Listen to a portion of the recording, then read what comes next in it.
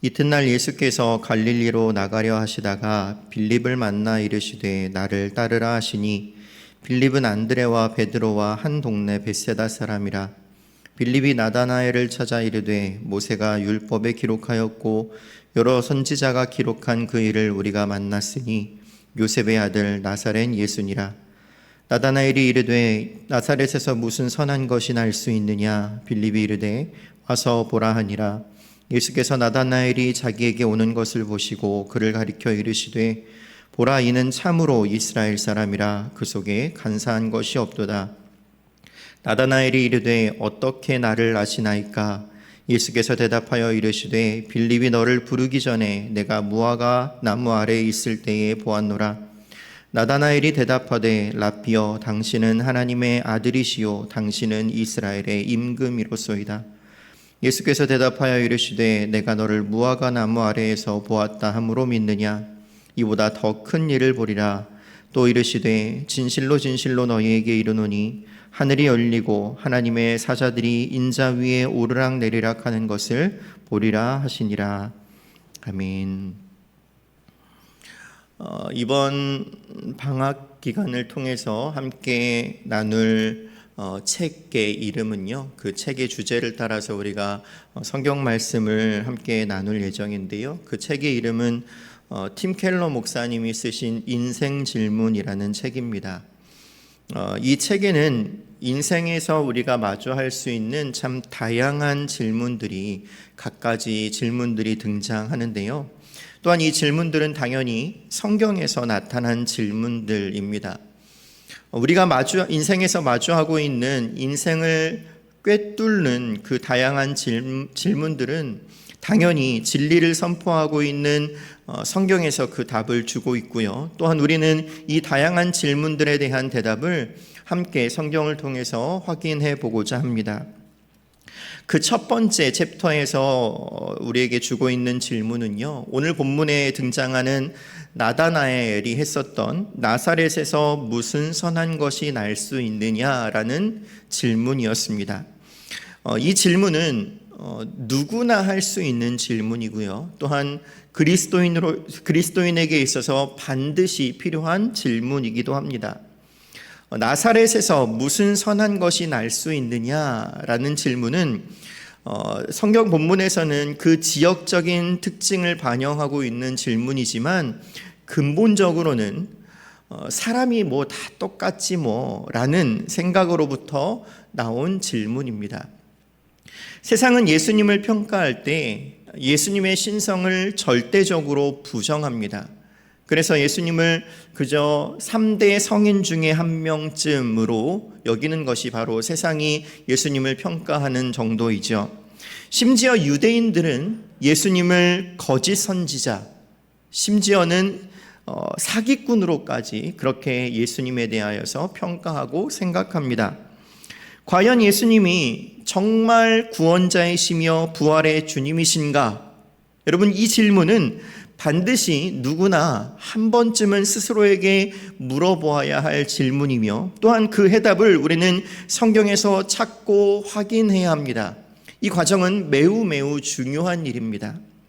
그리고 본문에서 보셨듯이 예수님은 이런 질문을 하는 나다나엘을 꾸짖지 않으시고 그가 이해할 수 있는 방법으로, 또는 그가 이해하는 것보다 더 확실한 진리를 선포하심으로써 예수께서 그리스도이심을 알게 하셨습니다. 우리에게는 그런 과정이 반드시 필요합니다. 누구에게나 필요한 과정인 거죠. 교회로 부르심을 받은 우리는 누구나 우리에게 찾아와 주신 예수님을 만났던 어떤 그 한순간의 기억이 있을 것입니다. 그러나 그 찾아와 주심의 방법은 참 다양하죠. 찾아와 주심의 방법은 다양하지만 가장 중요한 것은 그 방법이 어떠한가가 아니라 주님께서 우리에게 먼저 찾아와 주셨다라는 사실입니다. 요한복음 1장은 이 사실을 굉장히 잘 표현하고 있는 본문이고, 또한 나다나엘의 사건에서도 우리는 그런 예수님의 찾아와 주심을 동일하게 확인할 수 있습니다. 팀 켈러 목사님은 나다나엘을 표현하기를 회의론자 나다나엘이라고 표현을 했는데요. 여러분, 회의론자라는 말을 들어보신 적이 있으시죠? 회의론자라는 표현에 대해서 대충 머리로는 그런 뜻이겠거니 하는 생각은 아마 있으실 테지만 말로 그 뜻을 이렇게 설명하기 어려운 분들이 훨씬 더 많으실 줄로 압니다. 그래서 이 회의론, 회의주의, 회의론에 대한 사전적인 내용을 먼저 소개를 해드리면요. 그 의미는 단순한 믿음이나 도그마로 간주되는 지식, 조금 쉽게 표현하면 당연한 어떤 주장에 대해서 의문을 제기하거나 의심하는 태도가 바로 회의주의라고 합니다. 간단하게 예를 들면 이런 거죠. 여러분, 노년의 때가 되면 이렇게 잠이 줄어들기 마련이잖아요. 그건 일반적인 사실입니다. 그런데 회의론자들은 그 사실에 대해서 이렇게 말을 하는 거예요. 정말 그럴까? 정말 나이가 들어서 잠이 줄어드는 걸까? 아닐 수도 있잖아. 낮잠을 많이 자서 그런 걸 수도 있어. 라는 형식의 태도가 바로 회의주의적인 태도라는 거죠. 질문만 들어도 답답하시죠, 여러분? 왜 그렇게 생각하지? 라는 생각이 들지 않으세요? 네가 나이 들어봤어? 라는 질문이 저절로 나오게 되는 질문인 것 같습니다. 오늘 본문에서 이런 회의론자 나다나엘이 등장하는데요. 말씀이 육신이 되어 이 땅에 오신 성자 하나님을 향하여서 그가 선언하기를 나사렛에서 무슨 선한 것이 날 수 있느냐 라면서 그 회의적인 질문을 내던진 것입니다. 그런데 이런 나다나엘의 태도는 요한복음 1장 서두에서 말씀한 내용을 그대로 잘 보여주고 있는 모습입니다. 9절부터 11절 말씀을 잠깐 보시면요. 이렇게 말씀합니다. 참빛 곧 세상에 와서 각 사람에게 비추는 빛이 있었나니 그가 세상에 계셨으며 세상은 그로 말미암아 지은 바 되었으되 세상이 그를 알지 못하였고 자기 땅에 오매 자기 백성이 영접하지 않았다라고 말씀합니다. 참 빛이신 주님께서 이 땅에 오셨습니다. 여러분, 빛이 비칠 때 빛을 느끼지 못하는 사람이 있습니까? 없습니다. 그런데 그 빛을 느끼지 못한다라는 거죠. 창조주께서 이 땅에 오셨는데 오심을 세상 사람들이 알지 못하는 것입니다. 참 빛이시며 말씀이신 창조주 하나님께서 이 땅에 오셨지만 피조물들이, 나다나엘이 그 빛을 깨닫지 못하는 상황인 거죠. 그래서 예수님을 향하여 이렇게 말하는 것입니다. 나사렛에서 무슨 선한 것이 날 수 있느냐라고요. 이런 나다나엘에게 하나님께서 어떤 은혜를 베푸셨는지 오늘 말씀을 우리가 자세히 한번 살펴보면서 그 은혜를 함께 나누기를 원합니다. 어느 날 예수님께서 갈릴리로 가려 하시다가 빌립이란 사람을 만나서 나를 따르라 이렇게 말씀을 하셨습니다. 예수님의 부르심을 받은 빌립은 나다나엘을 찾아가서 예수님을 전하지요. 45절입니다. 빌립이 나다나엘을 찾아 이르되 모세가 율법에 기록하였고 여러 선지자가 기록한 그 일을 우리가 만났으니 요셉의 아들 나사렛 예수니라 이렇게 이야기를 합니다. 이 45절에서의 표현은요, 앞서 요한의 제자였던 안드레가 시몬을 찾아가서 예수님을 소개한 내용과 같은 내용입니다. 그 내용이 41절에 기록되어 있는데요. 41절에 그가 먼저 자기 형제 시몬을 찾아가 말하되 우리가 메시아를 만났다라고 말합니다. 아까 45절에서 모세가 율법에 기록하였고 여러 선지자가 기록한 그 이라는 표현과 안드레가 시몬을 찾아가서 우리가 메시아를 만났다라고 하는 표현은 같은 표현입니다. 성경에서 특히 구약 성경을 표현할 때 성경은 율법과 선지자라는 표현을 자주 사용하는데요. 율법과 선지자가 예언한 그분, 곧 메시아를 만났다라고 나다나엘에게 이야기를 한 것입니다. 그런데 그 뒤에 한 가지 표현을 덧붙였어요. 그는 요셉의 아들 나사렛 예수다라는 표현입니다. 이 표현은 보신 것처럼 나다나엘의 마음을 굉장히 불편하게 했습니다. 왜냐하면 이 나사렛이라는 동네에 대한 편견 때문이었죠. 나사렛이라고 하는 동네는 이스라엘의 변방 지역으로서 그곳에는 이방인들이 굉장히 많이 살고 있어서 이방인들과의 혼인을 통하여서 순수 유대인의 혈통을 잃어버린 사람들이 굉장히 많았다고 합니다. 그래서 나사렛 사람들은 율법주의자들에게는 일종의 경멸의 대상과도 같았어요. 또 구약에 대한 어느 정도의 지식이 있었던 사람들은 미가서의 예언을 따라서 메시아가 나사렛이 아닌 베들레헴에서 날 것을 알고 있었기 때문에 빌립이 나사렛 예수다라고 말한 것은 나다나엘에게 거부감으로 받아들여질 수밖에 없었던 거죠. 그래서 회의론자 같은 대답을 내뱉었습니다. 나사렛에서 무슨 선한 것이 날 수 있느냐라고요. 이런 나다나엘의 반응에 빌립은 메시아에 대한 확신으로서 무언가를 더 설명하려고 하지 않고 그럼 네가 와서 보아라 이렇게 대답을 합니다. 우리가 예수님을 믿게 되었다라는 사실을 우리가 다시 한번 생각해 볼 때 우리는 그 예수님을 믿는다라는 그 사실에 대해서 처음부터 하나님이 누구신지, 하나님께서 어떻게 일을 하시는지, 하나님께서 어떤 속성을 가지고 계신지는 전혀 알지 못하기 때문에 그저 내가 믿었다라고 생각하는 경우가 대부분입니다. 처음에 예수님을 믿을 때 내가 전적으로 하나님께서 주시는 믿음으로 믿었습니다라고 고백할 수 있는 사람은 참 드물다라는 이야기죠. 그런데 우리는 잘 알고 있습니다. 우리의 믿음은 우리에게서 나지 않았고 하나님께로부터 왔다라는 사실을요. 그런데 처음 믿은 사람은 그렇지가 않다라는 거죠. 나는 내가 믿어야만 한다라는 믿음을 누구나 가지기 마련입니다.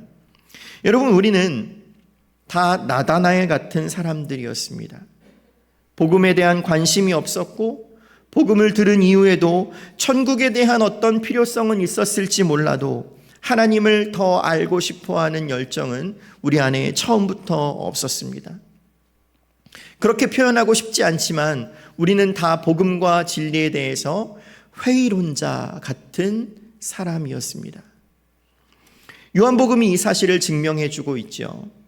참 빛이신 창조주께서 이 땅에 오셨지만 세상이 그로 말미암아 지은 바 되었지만 세상이 그를 알지 못했고 자기 땅에 오셨지만 백성들은 그를 영접하지 않았습니다.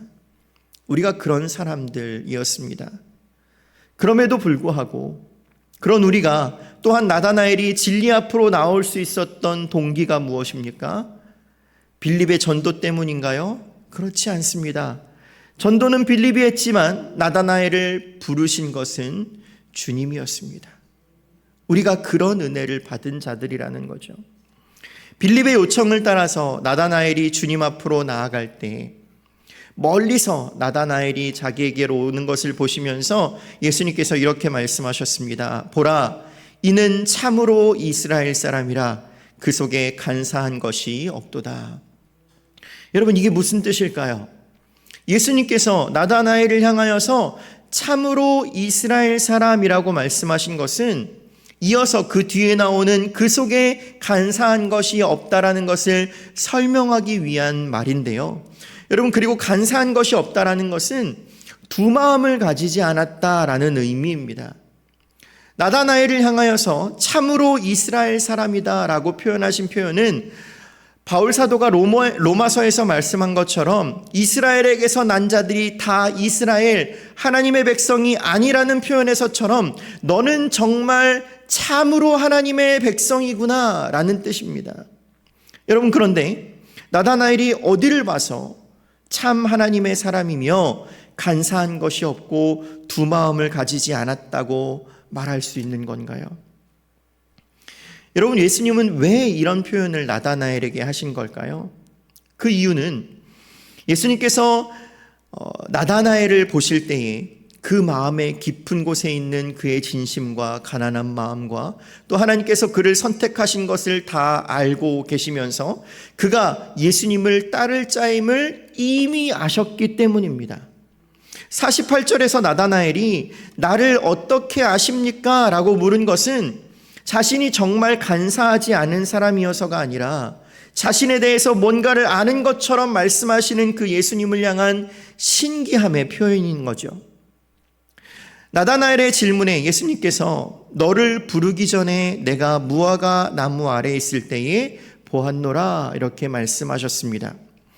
무화과 나무 아래에 있었다라는 것은요, 실제로 무화과 나무 아래에 있었던 어떤 나다나엘을 보신 것일 수도 있지만 성경에서 이 기록된 무화과 나무 아래라는 표현을 보면 예수님께서 왜 이런 표현을 사용하셨는지를 이해할 수 있습니다. 구약 성경에 무화과 나무 아래라는 표현이 약 3번 정도 나오는데요. 이런 표현은 메시아가 오심으로써 세워질 하나님 나라의 그 평화로운 나라, 예수 그리스도 메시아로 이루어질 하나님 나라를 설명할 때 사용되는 표현들입니다. 곧 실제로 나다나엘이 무화과 나무 아래에 있었건 그렇지 않았건 예수님께서 그렇게 말씀하신 이유는 나다나엘이 메시아에 대한 그 기대와 소망, 또한 메시아가 오셔서 세우실 하나님 나라, 그 평화의 나라에 대한 소망을 가지고 살았음을 주님께서 알고 보셨기 때문인 거죠. 자신의 모든 것을 알고 계신 주님 앞에 나다나엘이 이렇게 고백합니다. 랍비여, 당신은 하나님의 아들이시오, 당신은 이스라엘의 임금이로소이다. 당신이 바로 율법과 선지자가 말한 그분이십니다 라는 고백인 것입니다.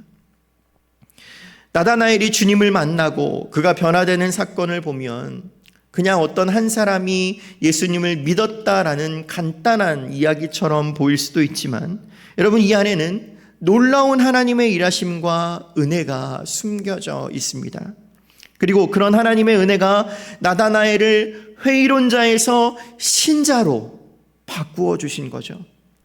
은혜 받을 만한 아무런 자격 없는, 고집세고 편견으로 사로잡혀 있는 부정적인 그 한 사람을 전적인 하나님의 은혜로 바꾸어 주시는 이 놀라운 은혜가 오늘 본문이 우리에게 가르쳐 주고 있는 바입니다. 예수님은 나다나엘을 바라보시면서 그 안에 있는 진심과 또한 하나님께서 그를 향한 놀라운 계획과 은혜들을 다 보고 계셨습니다. 그렇다면 여러분에게 혹시 이런 나다나엘과 같은 질문이 스스로에게 있으셨는가를 한번 돌아보셨으면 좋겠습니다. 우리가 믿음과 신앙이라는 표현이 너무나도 익숙하고 자연스러워서 나는 예수님을 믿어 라는 그렇게 간단한 생각으로서 그것이 내 믿음인 것처럼 살아가고 있지는 않은지를 한번 돌아보셨으면 좋겠습니다. 여러분, 우리 신앙생활에 있어서 질문이란 것은 굉장히 중요합니다. 신앙의 많은 선조들이 많은 질문 가운데서 하나님을 만났고 그것이 신앙 안에 있는, 진리 안에 있는 질문이라면 하나님을 향한 때로는 토로의 마음이라 할지라도 하나님은 그것들을 외면하지 않으시고 그 모든 마음의 울부짖음들을 다 받아주셨던 것을 우리는 볼 수 있습니다. 여러분, 그런 질문이 여러분 안에 좀 많으셨으면 좋겠습니다. 우리 인생에 이해되지 않는 일들이 얼마나 많습니까? 하나님께서 왜 우리를 이 길로 인도하시는지를 물어야 하는 상황이 얼마나 많습니까? 그 모든 상황 가운데에서 하나님께 계속해서 질문하십시오. 하나님, 잘 모르겠습니다. 왜 나를 여기까지 인도하셨습니까? 왜 지금 이 상황에 이만큼밖에 허락을 하지 않으시는 겁니까? 여러분, 그것은 부정적인 마음의 행동이 아닙니다. 하나님은 그 진리를 향한 간절함을 통하여서 역사하시고 그 질문에 하나님께서 선하게 말씀으로 또한 여러 가지 상황들을 통해서 대답해 주실 것입니다. 우리는 냉정하게 우리 자신을 향해 다시 한번 물어야 합니다. 나는 왜 예수님을 믿는가? 내가 왜 예수님을 믿고 있는가? 무엇이 나를 예수를 믿게 했는가? 나의 믿음은 예수님의 어떠함 때문인가? 아니면 내 어떤 필요 때문인가? 나다나엘은 예수님을 알아볼 실력이 없었지만 메시아를 기다리면서 하나님 나라를 소망하며 살던 자였습니다. 그의 믿음은 자기의 명예를 높이기 위함도 아니었고 조금 더 편하게 살아보고자 함도 아니었습니다. 하나님께서 약속하신 그 메시아를 통해서 완성될 하나님 나라, 그 평화의 나라를 소망하면서 살아갔던 거죠. 그 동기를 여러분 스스로 한번 질문하고 물어보시라는 말씀입니다. 나는 하나님을 왜 믿고 있는가? 내가 예수 믿는 목적은 무엇인가? 그가 스스로의 실력으로 예수님을 메시아로 알아보거나 또는 구원에 이를 수 있는 어떤 방법이 있었던 것은 아니지만 여러분, 그것은 아무런 문제가 되지 않았습니다. 반대로 말하면, 우리에게 적용하면 우리가 하는 모든 질문들은 다 그만큼의 가치가 있다는 사실입니다. 그것이 우리를 구원의 길로 인도해 주지는 않겠지만 주님께서 그 질문을 통하여서 우리에게 역사하시는 도구가 될 수는 있는 것이죠. 주님이 나다나엘을 부르셨고 구원의 자리로 인도하셨습니다. 그리고 나다나엘의 입술에 그 완벽한 고백, 당신은 하나님의 아들이시며 이스라엘의 왕입니다 라는 고백이 있게 하셨습니다. 영접하는 자, 곧 그의 이름을 믿는 자들에게는 하나님의 자녀가 되는 권세를 주셨으니 이는 혈통으로나 육정으로나 사람의 뜻으로 나지 아니하고 오직 하나님께로부터 난 자들이니라. 나다나엘의 사건은 이 요한복음 1장 13절 14절 말씀을 정확하게 우리에게 보여주고 있는 것입니다. 나다나엘에게 스스로 구원받을 만한 어떤 실력이나 또는 가치는 전혀 없었습니다. 그러나 그 마음 가운데 그 진리를 향한, 나사렛에서 무슨 선한 것이 날 수 있는가? 내가 기대하고 바라는 그 메시아가 그 나사렛에서 과연 날 수 있는가라는 그 치열한 질문 가운데에서 예수님은 그의 인생에 찾아와서 그의 인생을 송두리째 바꿔주시고 그의 입술에 놀라운 진리의 고백이 있게 해주셨습니다. 예수님은 이 놀라운 은혜를 51절에서 이렇게 표현하십니다. 또 이르시되 진실로 진실로 너희에게 이르노니 하늘이 열리고 하나님의 사자들이 인자 위에 오르락 내리락 하는 것을 보리라 하시니라. 아멘. 이 말씀은 잘 아시는 것처럼 창세기 28장에서 기록된 야곱의 꿈과 관련한 말씀입니다. 예수님께서 친히 하늘과 땅을 잇는, 하늘과 땅을 연결하는 사다리가 되어주셔서 예수님을 통하여, 오직 예수님 한 분만을 통하여서 하늘의 신령한 것과 회복될 하나님 나라로 나아가게 하는 길이 되어주셨습니다. 내가 곧 길이요 진리요 생명이니 나로 말미암지 않고는 아버지께로 올 자가 없다라고 말씀하신 것처럼 친히 나다나엘에게 찾아와 주셔서 그 길이 되어 주셨습니다. 설교 시작에 말씀드렸던 것처럼 여러분 누구나 예수님을 처음 만났던 순간이 있죠. 그러나 그 부르심의 방법은 참 다양합니다. 인생의 위기를 통해서 예수님을 만나신 분도 있을 것이고, 또는 부모님을 통해서 자연스럽게 신앙을 접했지만 그것이 정말 내 신앙의 고백이 되기까지 참 많은 방황의 시간들을 가지신 분들도 있을 것입니다. 또 부르심에 대한 불확실 속에서 아직도 그 질문들을 계속 던지고 계시는 분들도 있을지 모릅니다. 여러분, 하나님께서 여러분에게 주님께서 나를 부르셨다라는 그 부르심의 확신과 또한 입술에 그 진리에 대한 고백을 주셨다면 여러분 이 시간 더욱더 감사함으로 하나님 앞에 감사하실 수 있기를 간절히 소망합니다. 나다나엘을 통해 보셨듯이 우리가 한 것 전혀 없고 하나님의 완벽한 계획과 인도하심 속에서 그 고백이 우리의 마음과 입술에 있을 수밖에 없도록 주님께서 우리를 인도하셨습니다. 빌립을 먼저 부르셨고 빌립을 통해 나다나엘을 부르신 것처럼 그 모든 과정 속에서 나다나엘이 한 것은 아무것도 없지만 그 진리를 향한 열정과 갈망 하나, 그것을 통하여서 주님은 나다나엘을 부르셨고 그 은혜의 입술의 고백을 허락하신 거죠.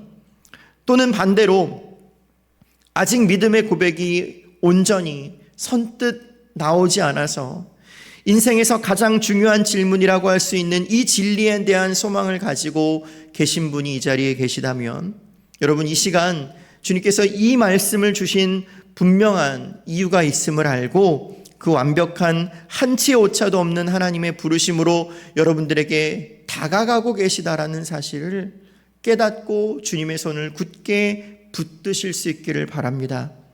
그러면 나머지는 하나님께서 알아서 깨닫게 해 주실 것입니다. 오늘 본문 마지막 절이 가리키고 있는 이 야곱의 꿈 사건을 한번 생각해 보십시오, 여러분. 형 에서를 속이고 집을 떠났다가 다시 집으로 돌아오는 길. 하나님께 대답을 듣지 않으면, 하나님께 축복의 말을 듣지 않으면 안 된다는 그 열심 하나로 하나님 앞에 매달렸을 때 하나님께서 주신 대답이 무엇입니까? 너의 인생의 답은 너의 열심에 있는 것이 아니라 하나님께서 열어주심에 있다라는 것이었습니다. 하나님께서 친히 야곱과 같은 몸을 입고 찾아와 주심, 성자 하나님의 성육신에 그 해답이 있었습니다.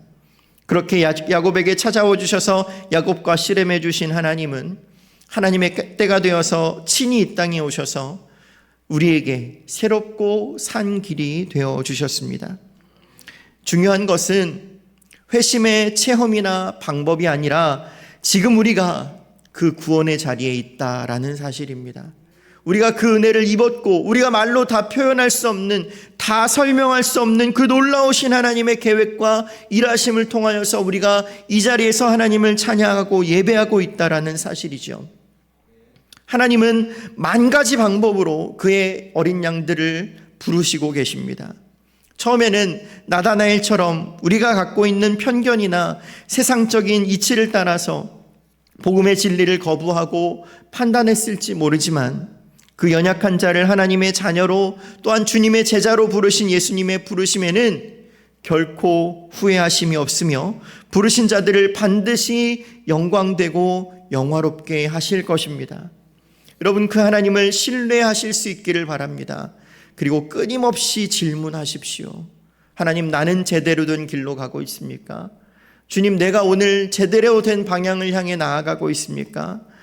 주님, 그 말로 설명할 수도 이해할 수도 없는 그 크신 하나님의 은혜와 사랑에 감사하지만 여전히 우리 인생의 앞에 놓인 그 현실의 문제 가운데에서 하나님, 나는 바른 길을 가고 있습니까? 라고 날마다 질문하실 수 있기를 바랍니다. 우리를 부르신 그 하나님의 뜻에 대해서 더욱더 진실하고 진지한 질문을 통하여서 항상 바른 신앙의 방향을 추구하심으로써 말씀을 통해 깨닫게 하시는 선하고 완벽한 인도하심이 우리 성도님들의 삶에 풍성하실 수 있기를 간절히 소망합니다.